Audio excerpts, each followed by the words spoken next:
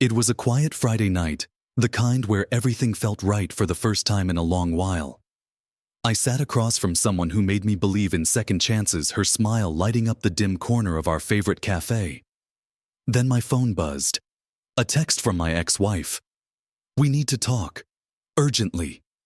I glanced at the woman across from me, her laughter still echoing, and typed back without hesitation. "Not now. I am out with your sister." Before I tell you what happened next, let me know in the comments where you are watching from. And if you have ever had to deal with a complicated ex, hit that like button and subscribe, because this story is about to get real.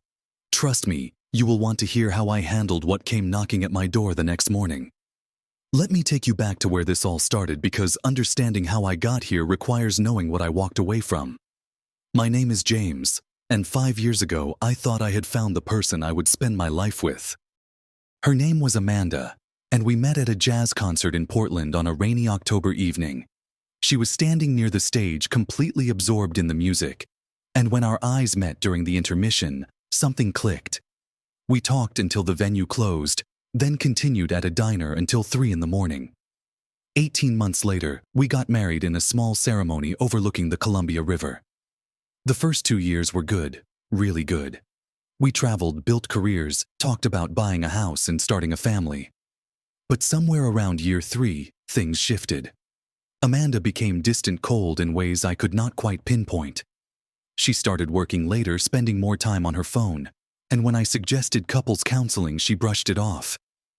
"We are fine, James," she would say. "You are overthinking things." I was not overthinking. I was watching my marriage dissolve in slow motion. The truth came crashing down on a Tuesday afternoon when Amanda forgot to lock her laptop. I was not snooping, just closing it so it would not overheat when a message popped up. It was from someone named Trevor, a marketing executive at her company. The message was innocent enough on its surface, but something made me scroll up. What I found were months of conversations, plans to meet, expressions of feelings that should have been reserved for a spouse. When I confronted Amanda that evening, she did not deny it. She did not even look particularly sorry. "I was not happy," she said, as if that explained everything. "Trevor makes me feel alive." I asked if she wanted to work on our marriage, if there was anything left to save. She shook her head. "I think we both know this has been over for a while." The divorce took 4 months and drained whatever goodwill remained between us. Amanda fought for half of everything, including the condo I had purchased 2 years before we even met. She hired an aggressive attorney who made the process as painful as possible. In the end, I kept the condo because I had documentation proving it was mine before marriage, but I had to write her a check for $30,000 just to make her go away. The day the divorce was finalized, she moved her things out while I was at work. I came home to an apartment that felt hollow, stripped of more than just furniture. For 8 months we had 0 contact. No texts, no calls, no accidental run-ins. Portland is a big enough city that you can avoid someone if you really want to, and I really wanted to. I threw myself into work as a software engineer, took up running, reconnected with friends I had neglected during the marriage. Slowly, painfully, I started to feel like myself again. Then 4 months after the divorce, I ran into Lily at a grocery store on a Sunday morning. Lily was Amanda's younger sister, 28 years old, and about as different from Amanda as 2 siblings could be. Where Amanda was calculating and cold, Lily was warm and genuine. Where Amanda looked down on people she considered beneath her ambitions, Lily had chosen to become an elementary school teacher because she loved working with kids.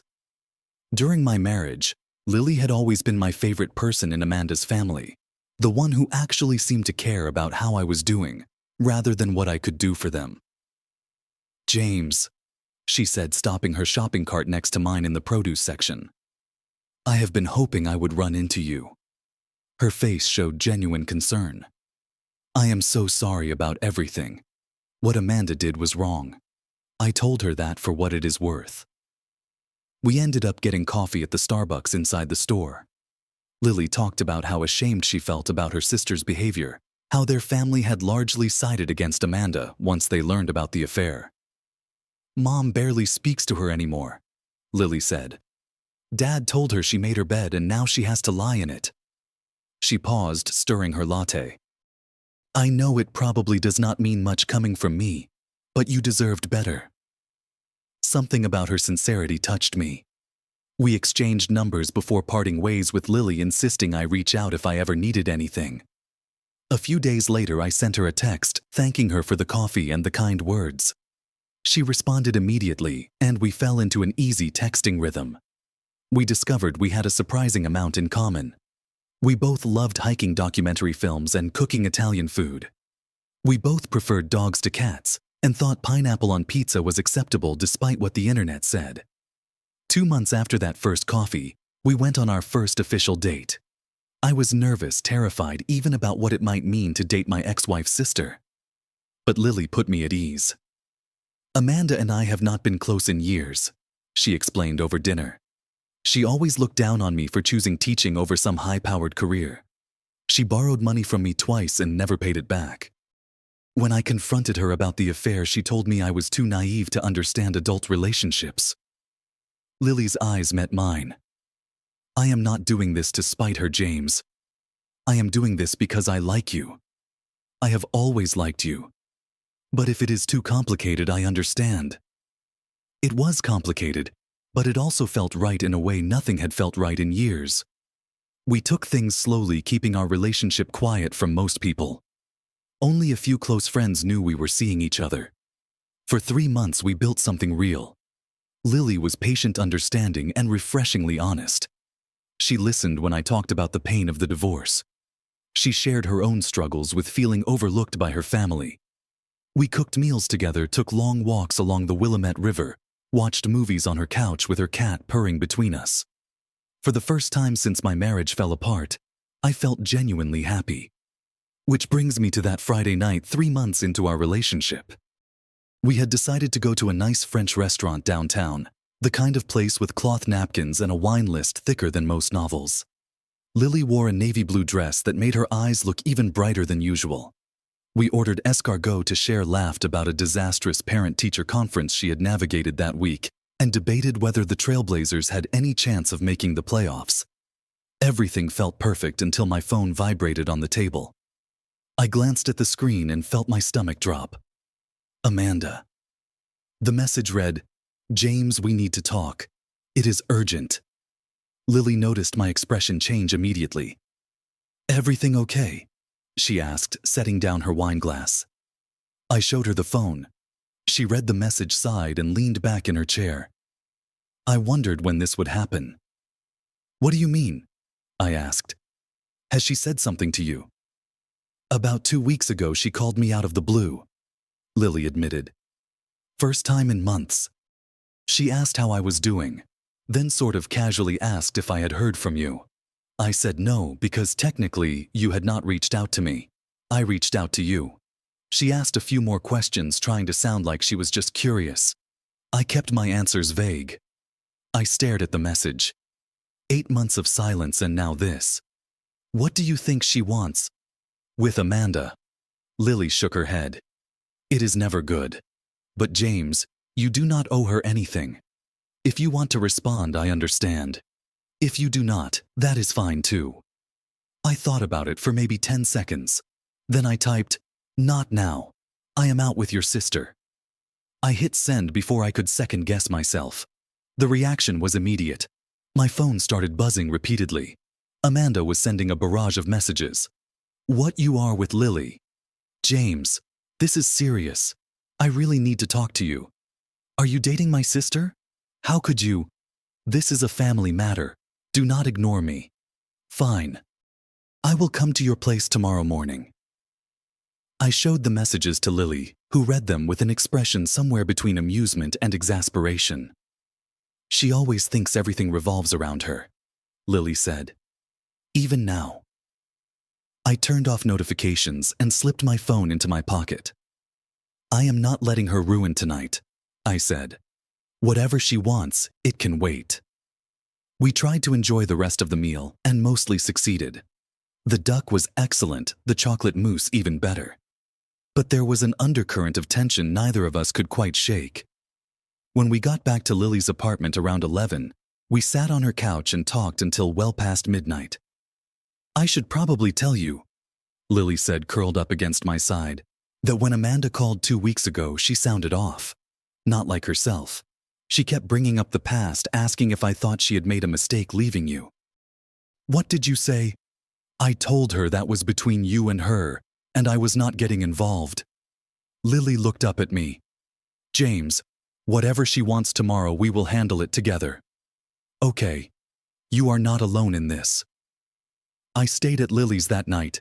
Neither of us slept particularly well. The next morning I woke up to the smell of coffee brewing. Lily was already dressed, her hair pulled back, looking far more awake than I felt. Morning, she said, handing me a mug. How are you feeling about today? Honestly, I have no idea what to expect. I sipped the coffee, grateful for the caffeine. Part of me wants you there when she shows up. Part of me thinks I should handle this alone first. I vote for alone, Lily said. At least initially. If things get weird, call me and I will be there in 15 minutes. I got home around 9, straightened up the living room, even though it was already clean, and waited. At 9:30, my doorbell rang. When I opened the door, Amanda stood there looking simultaneously put together and exhausted. She wore a gray pantsuit, heels, full makeup. But underneath all that effort, I could see changes. She had lost weight, not in a healthy way. There were shadows under her eyes that concealer could not quite hide. Her smile, when she attempted one, did not reach her eyes. Can I come in? Her voice was steady, but there was a slight tremor underneath. I stepped aside without a word. She walked past me into the condo that used to be hers, her eyes scanning the space. I had changed things since she left. New furniture, different paint colors, my own artwork on the walls. It was definitively mine now, not ours. Coffee. I offered, more out of habit than hospitality. No, thank you. She sat on the couch, perched on the edge like she might need to leave quickly. I remained standing, keeping distance between us. So, I said. What is so urgent? Amanda took a breath, and I watched her carefully construct whatever she was about to say. I need your help, James. 4 words that made my jaw clench. I waited for her to continue. Things have not gone well for me since the divorce, she began. Trevor and I broke up after 3 months. Turns out he was not interested in a serious relationship with someone who had cheated on their spouse. Said he could not trust me. The irony was not lost on me. I stayed silent, watching her. Then work became complicated. The affair was technically against company policy since Trevor was in a senior position. When everything came out, there was an investigation. I was not fired exactly, but I was strongly encouraged to resign. They gave me 2 months severance. She laughed bitterly. I thought I would find something else quickly. I have a good resume. But the recession hit tech hard, and I have been out of work for 4 months now. I am sorry to hear that, I said, and surprisingly, I meant it. Not because I wanted to help, but because schadenfreude felt hollow. The money from the divorce is gone, Amanda continued. Rent bills, lawyer fees from some other legal issues. My credit cards are maxed out. I owe about $15,000, and my landlord is threatening eviction. She looked up at me, and I saw something I had never seen in her eyes before: desperation. I need to borrow money, James. I know I have no right to ask, but I have nowhere else to turn. What about your parents? They cut me off. Said I made my choices and need to live with them. My father told me I could move back home if I got rid of my pride first. Her voice cracked slightly. I reached out to some friends, but turns out most of them were really Trevor's friends. Or they are tired of hearing about my problems. I processed this, feeling a strange mix of emotions. Part of me felt vindicated. The universe had balanced the scales in its own way. But another part felt something closer to pity. Then she dropped the other bomb. And now you are dating my sister. My baby sister. Lily is 28 years old. She is not a baby. You know what I mean. Amanda's voice rose slightly. How do you think this makes me feel, my ex-husband with my own sister? And there it was. The real reason she was here. Not just the money, but the wounded ego. I sat down finally, not next to her but in the chair across the coffee table. Amanda, let me get this straight. You cheated on me for months with a coworker. You showed absolutely no remorse when I found out. You made our divorce as difficult and expensive as possible, fighting me for assets you had no real claim to. You took $30,000 that you did not really deserve just to go away. We have not spoken in 8 months. And now you show up asking for $15,000 and wanting to lecture me about who I date. I was in a bad place back then, she started. No. I cut her off. You do not get to rewrite history. You made deliberate choices. You chose to have an affair. You chose to end our marriage. You chose to make the divorce nasty. Those were your decisions and they had consequences. But Lily, she tried again. She is my sister. There are codes, James. Family codes. I almost laughed. You want to talk about codes? What about the code of marriage vows? What about honesty, loyalty, respect? You threw all of that away without a second thought. Amanda's face flushed red. That is not fair. Fair. I leaned forward. What exactly has been fair in any of this? Was it fair when I found out my wife was sleeping with someone else? Was it fair when you made me fight for the home I bought with my own money? Was it fair when you told our marriage counselor that you were not even sure you had ever really loved me? She flinched at that last one. I had not planned to bring it up, but it came out anyway, all the hurt I had been carrying around for months. As for Lily, I continued, my voice calmer now. She is her own person. We did not plan this. We ran into each other months after the divorce, started talking, and realized we connected. We took it slow. We were careful. And you know what? She is nothing like you. What is that supposed to mean? It means she is kind. She is genuine. She cares about people, not what they can do for her. She became a teacher because she loves helping kids learn, even though you mocked her for not being ambitious enough. She has been hurt by you too, by the way. The way you looked down on her career choices, the money you borrowed and never repaid, the way you made her feel small for not living up to your standards. Amanda stared at me, clearly taken aback. She told you about that? Yes, because unlike you, she is honest.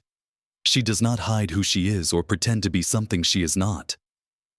We sat in silence for a moment. I could see Amanda trying to regroup to find another angle. James, she said, her voice dropping to something softer, more vulnerable. I made mistakes. Huge mistakes. I am sorry. I really am. I have lost everything. My job, my relationship, most of my friends. My family barely speaks to me. I am drowning here. Tears started forming in her eyes. Please. I just need some help to get back on my feet. $15,000. I will pay you back, I promise. I will sign whatever papers you want. For a split second, I felt that old instinct to help, to be the good guy, to make things better. But then I remembered all those nights after she left, sitting in this condo alone, wondering what I had done wrong. I remembered the humiliation of having to tell friends and family that my wife had chosen someone else. I remembered the attorney bills, the sleepless nights, the way she had looked at me during mediation, like I was an obstacle rather than a person. Amanda, I said quietly, I do feel bad that you are struggling. I am not heartless. But I cannot be your safety net. You need to figure this out yourself. So you are just going to let me lose my apartment? Her voice turned sharp. Let me end up on the street? You are not going to end up on the street. You have options. File for unemployment if you have not already. Look for any job, not just one that matches your previous salary.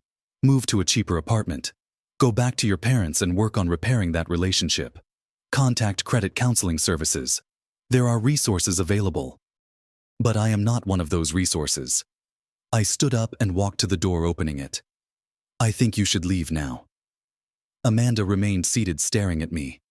Then she played her final card. What if I told you I still have feelings for you? I stopped, turned, and looked directly at her. For 8 months I had imagined this moment in various forms. Sometimes I pictured myself angry, sometimes cold, sometimes even receptive. But standing there in that actual moment, I felt only clarity. Then I would say, you are only feeling that way because you are desperate and alone. If things were going well with Trevor, if you had your job and your life together, you would not even remember my phone number. Do not insult both of us with that lie. Amanda finally stood up, grabbed her purse, and walked toward the door. She stopped just before stepping out and turned back one last time. You will regret this. No, Amanda. I met her eyes steadily. I regret marrying someone who did not value what we had. I regret wasting 5 years with someone who could throw it all away without looking back. But this decision right now, refusing to let you manipulate me one more time, I am completely at peace with it. She left without another word, pulling the door closed behind her with more force than necessary. I locked it, leaned against the wall, and let out a breath I had not realized I was holding. My hands were shaking slightly, but my mind felt clear. I pulled out my phone and called Lily. How did it go? She answered immediately. It is over, I said. I will tell you everything. Can I come over? I will put fresh coffee on. An hour later, I sat at Lily's kitchen table telling her everything that had happened. She listened without interrupting, her hand occasionally reaching across the table to squeeze mine. She asked you for $15,000, Lily said when I finished. After everything, she is in a bad situation, I said. But that is not my problem to solve anymore. I am proud of you, Lily said. That could not have been easy, especially when she started crying. It was not.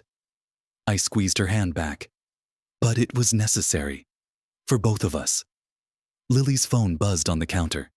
She picked it up, read something, and her expression darkened. Speak of the devil. She showed me the screen. Amanda had sent her a long, angry text. It accused Lily of betraying her, of being sneaky and manipulative, of stealing her husband. It called her pathetic and desperate. It said their relationship was sick and twisted. It ended with, "You are dead to me." Lily stared at the message for a long moment, then blocked the number. Well, she said, setting the phone down. That makes things clearer at least. Are you okay? I asked. Honestly, yes. Amanda and I stopped being real sisters years ago. This was just making it official. She looked at me. Are you okay? I think so. I think I really am. The weeks that followed brought their own small storms. Amanda tried contacting me twice more, once from a different number, and once through email. I did not respond. Through mutual acquaintances, I heard that she had managed to borrow money from someone else, had moved into a cheaper studio apartment in Gresham, and had found work at a smaller marketing firm. Her life was stabilizing, just not in the way she had hoped. We never spoke again. Lily and I, meanwhile, grew stronger. The situation with Amanda, as painful as it was, had forced us to be completely honest about our relationship and what we wanted from it. We decided to stop hiding and went public with our families and friends. Most people were supportive, especially those who knew what Amanda had put me through. The biggest surprise came from Lily's parents. I had been terrified to face them, expecting judgment, or at least awkwardness. Instead, her father shook my hand and said, "You are a good man, James. I knew it when you married Amanda, and I am glad my daughter found you." Her mother hugged me and whispered, "You make her happy. That is all that matters to us." As spring turned into summer, Lily and I fell into an easy rhythm. We spent weekends hiking in the gorge, trying new recipes in her kitchen, which was bigger than mine, binge-watching cooking shows on lazy Sunday afternoons. She met my parents, who adored her. I helped chaperone a field trip for her third-grade class to the Oregon Zoo. We adopted a rescue dog together, a goofy mixed breed we named Max, who loved everyone he met. I found myself thinking about Amanda less and less. When I did, it was without the sharp edge of pain that used to accompany those thoughts. She had become something closer to a cautionary tale than a tragedy. I understood now that our marriage ending was not a failure on my part, but rather a revelation of incompatibility, and on her end, character flaws I had chosen to overlook. 6 months after that confrontation at my door, Lily and I moved in together. We kept her apartment because it had better light and was closer to her school. I sold my condo, the one I had fought so hard to keep, and did not feel even a twinge of regret. That place held too many ghosts. Lily's apartment, soon to be our apartment, felt like a fresh start. One evening in early fall, we sat on our balcony watching the sunset paint the sky in shades of orange and pink. Max was sprawled at our feet, snoring softly. Lily had her head on my shoulder and I had my arm around her waist. "Do you ever think about how things might have been different?" she asked quietly. "If Amanda had not cheated, if you two had worked things out?" I considered the question seriously. A year ago, the answer might have been complicated. But sitting there with Lily, feeling the comfortable weight of her against my side, the answer was simple. "No," I said. "Because then I would not have this. I would not have you. And I would still be with someone who never really valued me." "Do you think she learned anything from all of this?" Lily asked. "Maybe. I hope so for her sake. But that is not my concern anymore. She has to walk her own path wherever it leads." Lily tilted her head up to look at me. "Thank you." "For what?" "For being brave enough to let her go. For giving us a chance. For not carrying all that anger around with you." "I am not going to lie and say I am not still angry sometimes," I admitted. "But anger is exhausting, and it would only poison what we have here." She kissed me softly. "I love you, you know." "I love you too." Looking back now, I can see how every painful step led me exactly where I needed to be. The betrayal, the divorce, the months of healing, the chance encounter in a grocery store, all of it was necessary. Not because of some grand cosmic plan, but because pain and healing teach us who we are and what we deserve. I learned that boundaries are not cruel, they are necessary. That saying no to someone who hurt you is not revenge, it is self-respect. That sometimes the kindest thing you can do for yourself is refuse to be someone's backup plan. I learned that you can forgive someone without giving them another chance to hurt you. That moving forward is not about forgetting the past, but about refusing to let it define your future. Most importantly, I learned that sometimes the person who breaks your heart leads you directly to the person who will help you heal it. Not because of them, but in spite of them. I do not know what happened to Amanda after our last conversation. Maybe she rebuilt her life and learned from her mistakes. Maybe she is still struggling, still making the same choices that led her to that desperate place. Either way, it is not my story to tell anymore. My story is about second chances and finding light after darkness. It is about learning that the end of something painful can be the beginning of something beautiful. It is about understanding that sometimes the person who betrays you leads you exactly where you were meant to be. Not because of them, but in spite of them. And that is the sweetest kind of freedom there is. If you have ever had to set boundaries with someone who hurt, you drop a comment below and share your story. It helps to know we are not alone in these struggles. And if this resonated with you, please hit that like button, subscribe to the channel for more real-life stories, and share this video with someone who might need to hear it. Thank you for listening to my story, and I hope it helps you find the courage to choose yourself when someone else will not. Take care of yourselves out there, and remember that you deserve people who value you as much as you value them.